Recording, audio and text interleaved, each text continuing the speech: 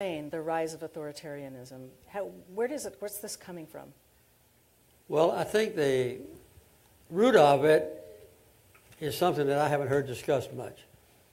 I told a group today that in 1999, at the end of the last millennium, in the beginning of 2000, I was asked to make speeches in Oslo, Norway, and also in Taiwan.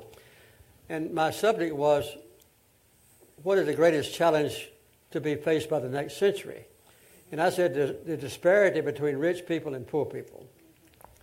And I think that is the case not only between people who live in a country, but also between nations. And I believe that the root of a downturn in human rights preceded 2016. It began earlier than that. And I think the reason was the disparity in income, which has been translated into the average person, good, decent, hardworking, middle-class people, feeling that they are getting cheated by the government and by society. And they don't get the same element of health care. They don't get the same quality education.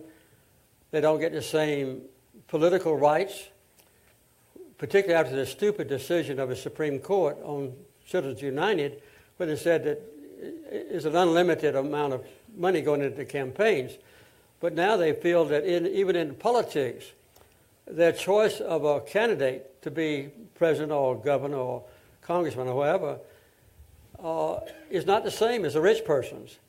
And also, once that candidate gets in office, if he's successful, quite often the average person feels that they are repaying their contributions with legal bribery, and it's legal.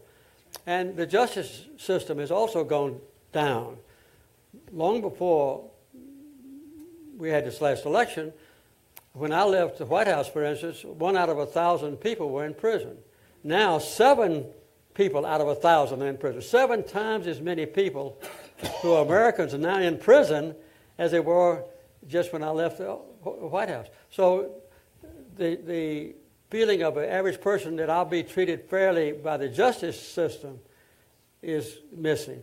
So, basic human rights, income, status in society, health care, education, participation in politics, justice, the things in which we used to have complete faith now have been distorted by the rich people getting richer and the poor people getting poorer. And when the rich people get a candidate in office, they can be sure that the tax laws and everything else are going to keep them getting richer and richer, where the average person suffers. So I think that dissatisfaction with the existing system of politics resulted in the outcome of the election in 2016 in the United States. People were willing just to take a chance and to abandon democracy and what we know about is basic principles and try something new, no matter what it was.